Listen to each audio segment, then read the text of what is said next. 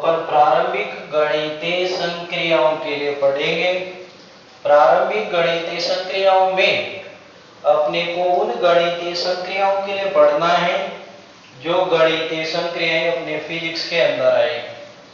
और पहली गणितीय संक्रिया अपन ले रहे हैं सदिश व अदिश राशियां। सदिश और अदिश राशियों के लिए अपन पहले भी छोटी कक्षाओं में इनकी परिभाषाएं पढ़ चुके हैं। तो अपन सबसे पहले लेंगे अदिश राशियां। अदिश राशियां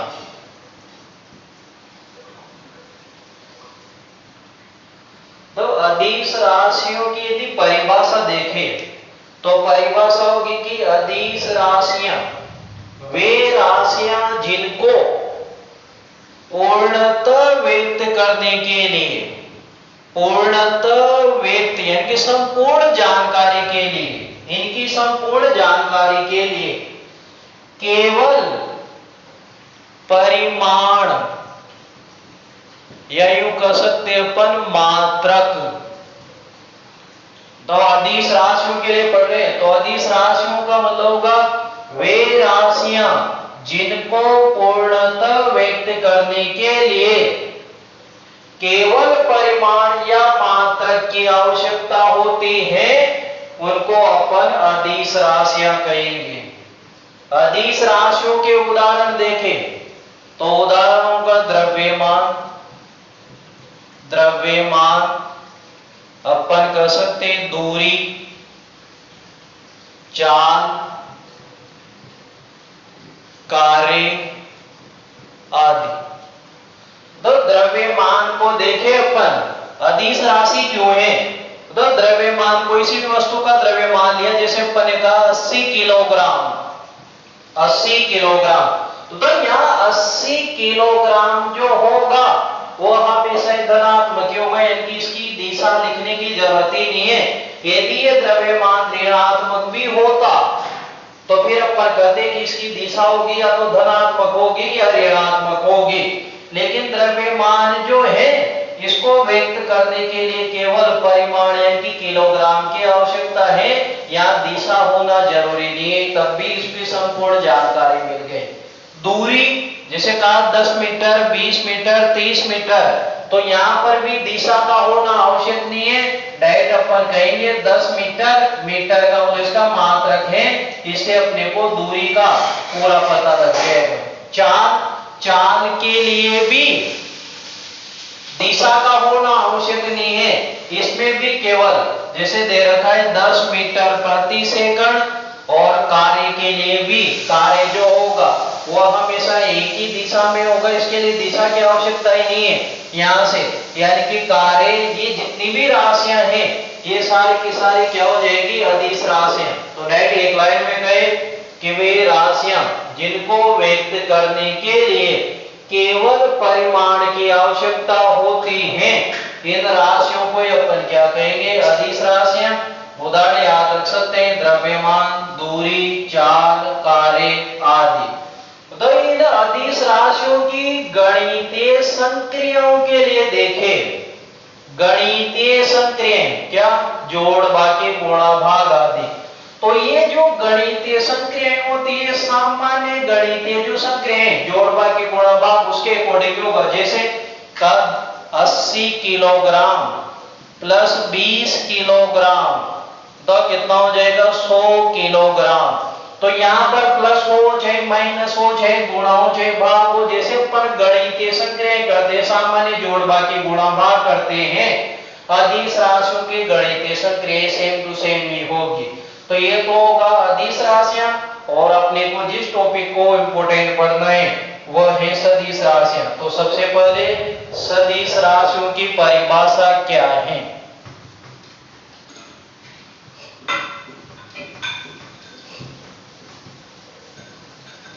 देखो तो अपने को पढ़ना है सदिश राशियां, सदिश राशियां। तो सबसे पहले परिभाषा देखें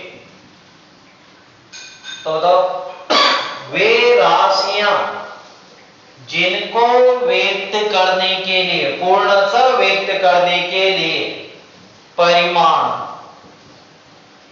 परिमाण यही कोई मात्रक के साथ साथ दिशा की भी आवश्यकता होती है, दिशा की भी आवश्यकता होती है।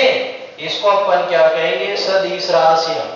वे राशियां जिनको व्यक्त करने के लिए परिमाण के साथ दिशा की भी आवश्यकता होती है, इनको अपन क्या कहेंगे? सदिश राशियां।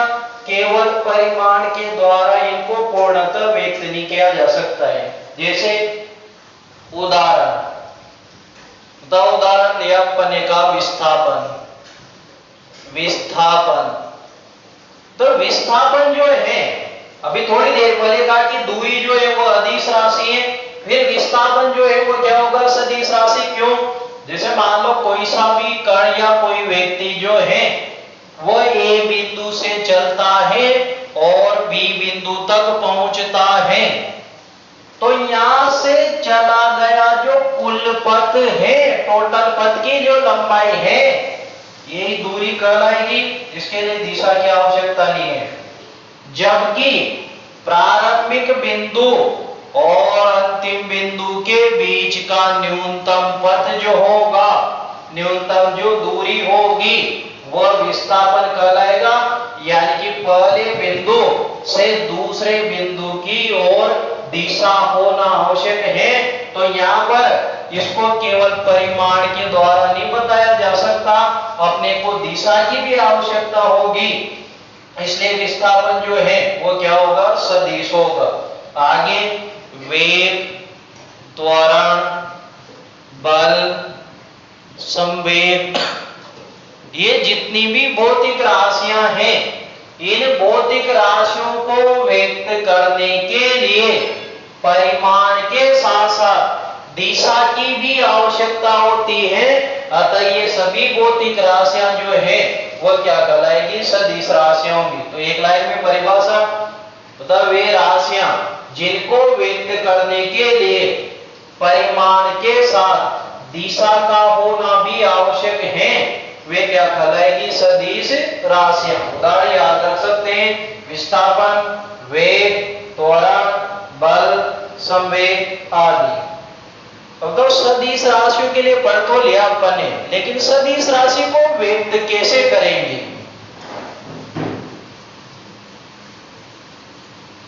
तो अगला टॉपिक है सदिश राशि को व्यक्त करना। सदिश राशि को किस टाइप से व्यक्त करेंगे?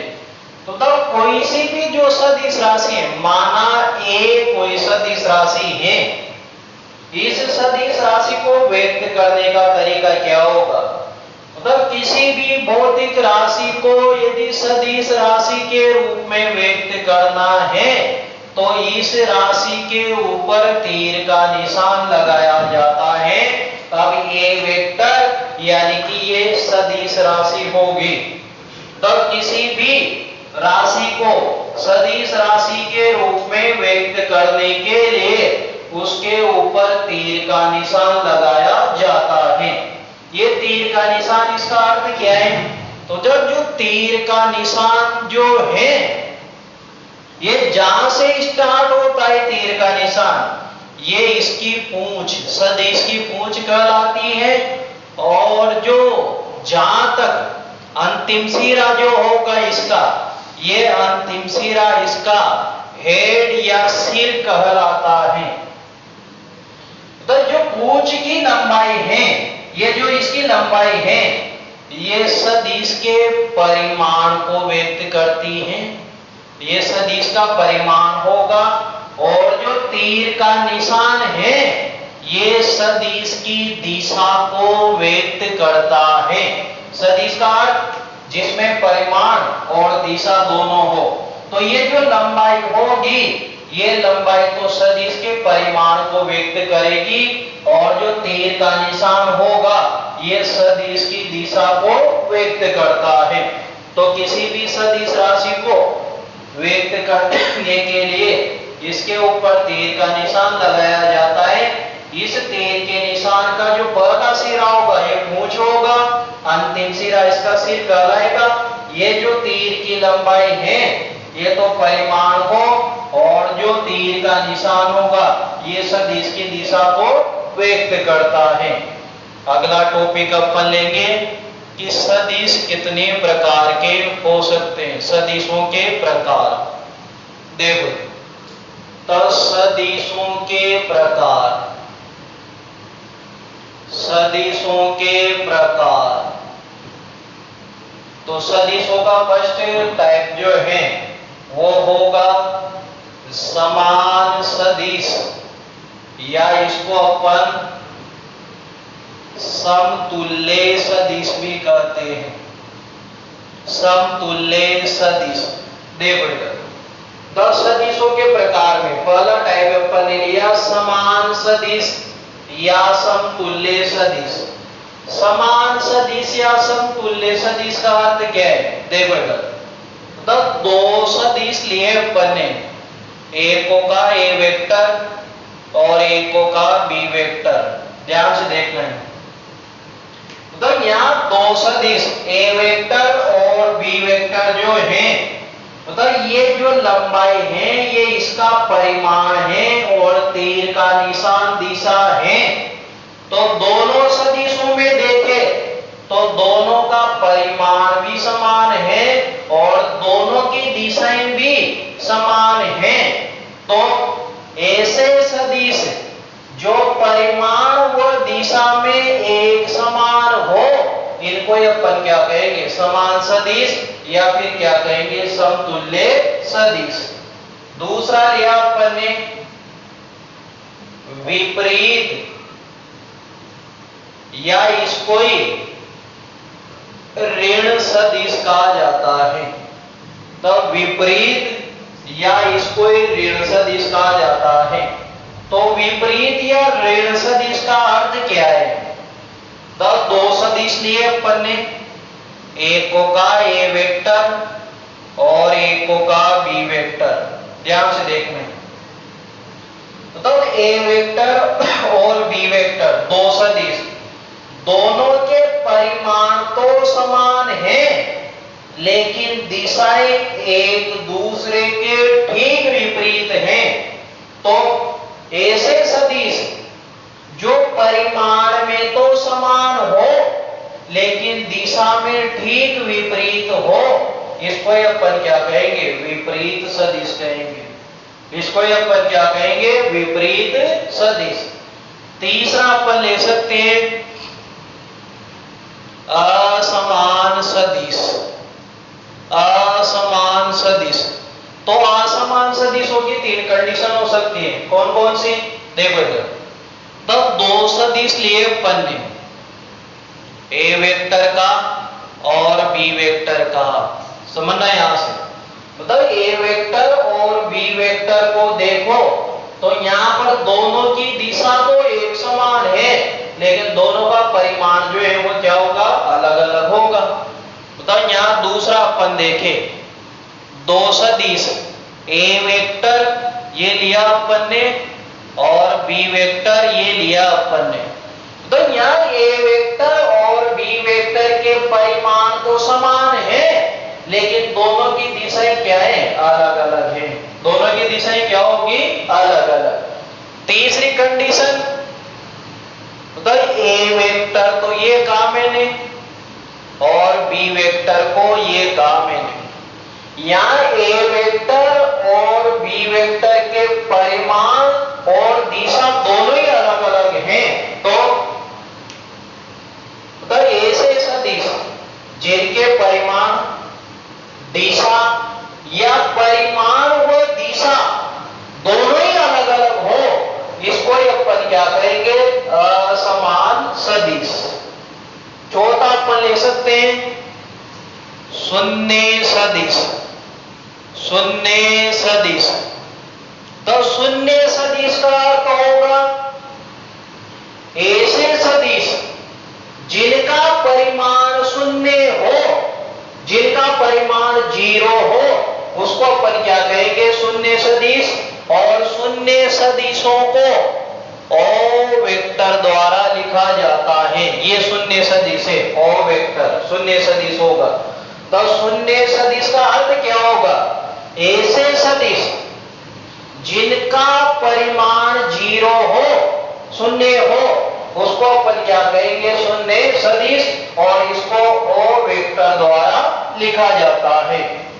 पांचवा होगा, ये इंपॉर्टेंट है, इसके क्वेश्चन भी बनेंगे आगे, इकाई सदिश, या इसको अपन एकांक सदिश कह सकते हैं। तो इकाई सदिश या एकांक सदिश का अर्थ क्या होगा? सबसे पहले तो इसको एन कैप द्वारा लिखेंगे अपन। माना कोई सदिश ए वेक्टर है, माना कोई सदिश ए वेक्टर है, तो सदिश तथा सदिश का परिमाण, परिमाण क्या होगा? इसको आगे बढ़ना है अपने को। तो एन कैप बराबर ए वेक्टर अपॉन ए वेक्टर का परिमाण, इनका अनुपात जो है वही इकाई सदिश कहलाएगा। तो इकाई सदिश किसी सदिश तथा सदिश के परिमाण का अनुपात जो है उसको अपन क्या कहेंगे? इकाई सदिश। तो ये हो गए अपने सदिशों के प्रकार। जल्दी से एक बार देख लेते हैं। समान सदिश, समान सदिश का अर्थ होगा ऐसे सदिश जो परिमाण व दिशा दोनों में एक समान हो, इसको अपन क्या कहेंगे? समान सदिश।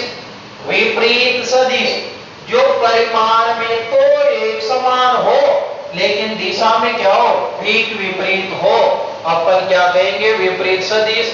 यदि सदिश परिमाण, दिशा या परिमाण व दिशा दोनों में ही असमान है तो इसको अपन क्या कहेंगे? असमान सदिश। ऐसे सदिश जिनका परिमाण शून्य हो अपन क्या कहेंगे? शून्य सदिश। और किसी सदिश और उसके परिमाण का अनुपात जो है वो क्या कहलाएगा? एकांक या इकाई सदिश। तो ये हो गए सदिशों के प्रकार।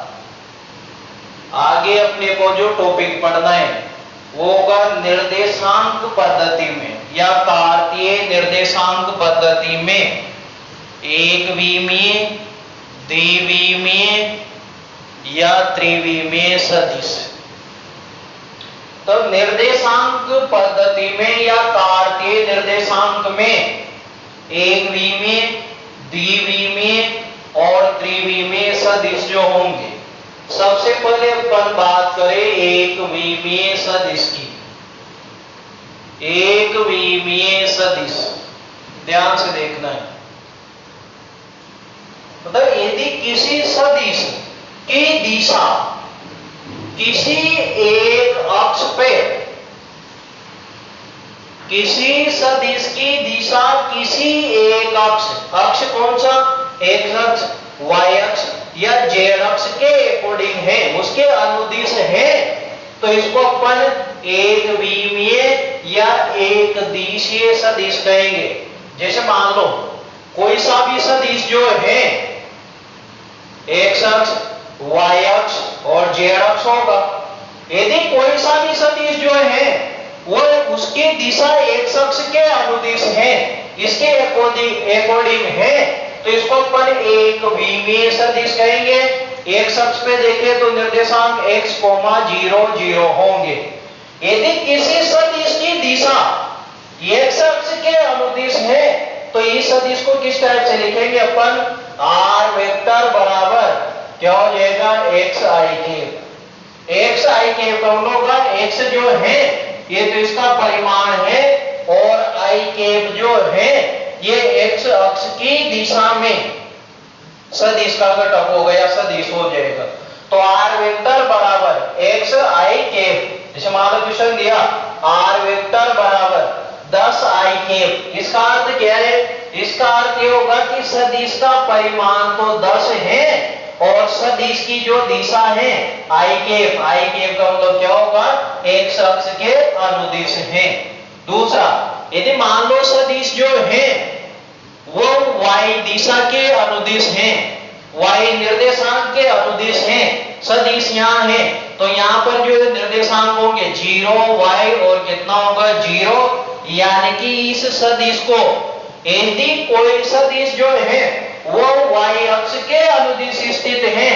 तो इसको अपन कैसे लिखेंगे, y j के, y तो परिमाण होगा और j के भी बताएगा कि सदिश की दिशा जो है वो y निर्देशांक के अनुदिश है। समालक दिया r वेक्टर बराबर 20 j के पे दे रखा है।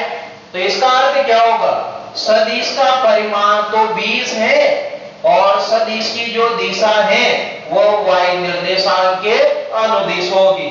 इसी टाइप से दिया अपने को, यदि सदिश जो है वो z अक्ष के अनुदिश है तो इस सदिश को अपन कैसे लिखेंगे, r वेक्टर बराबर z के हो जाएगा। जैसे मान लो दिया अपने को r वेक्टर बराबर 15 के, इसका अर्थ क्या होगा कि जो सदिश है उसका परिमाण तो 15 है और के का अर्थ क्या होगा कि जो सदिश है वो z अक्ष के अनुदिश है। तो यदि कोई भी सदिश जो है उसकी दिशा किसी एक अक्ष के अनुदिश है तो इसको अपन क्या करेंगे, एक विमीय सदिश या एक दिशीय सदिश। दूसरा अपने को पढ़ना है द्विविमीय सदिश। देखो इधर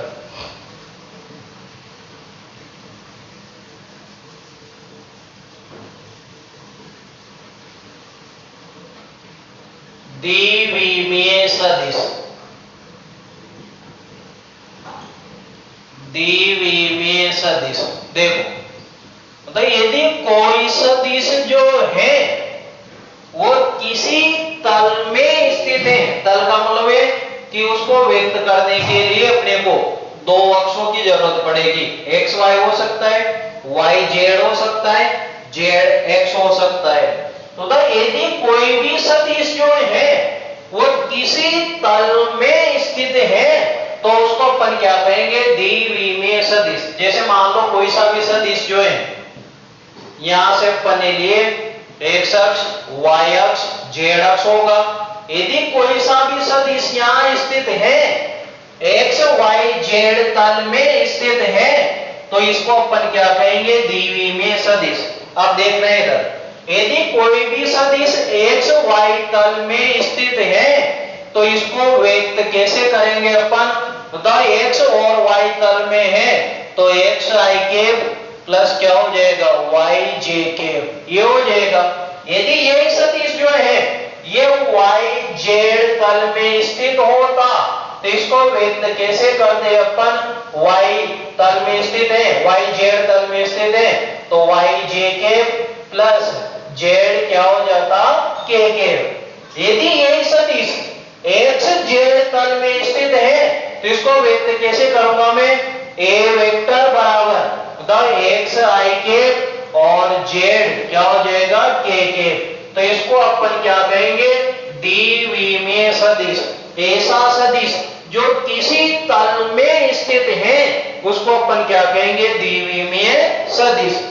तीसरा होगा त्रिविमीय सदिश, त्रिविमीय सदिश।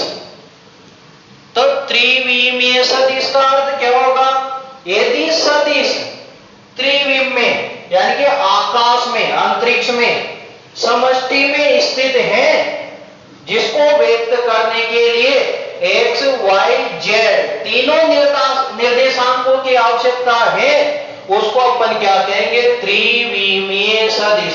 और त्रिविम में स्थित है तो इस सदिश को कैसे लिखूंगा मैं, r वेक्टर बराबर x i के प्लस y j के प्लस क्या हो जाएगा, z के। तो त्रिविमीय सदिश का मतलब यदि कोई सदिश अंतरिक्ष त्रिविम में यानी कि जिसको व्यक्त करने के लिए x y और z तीनों अक्षों की आवश्यकता हो तो उसको अपन क्या कहेंगे, त्रिविमीय सदिश। तो निर्देशांक पद्धति में, कार्तीय निर्देशांक पद्धति में सदिश तीन टाइप के होंगे, एक विमीय सदिश, द्विविमीय सदिश और त्रिविमीय सदिश।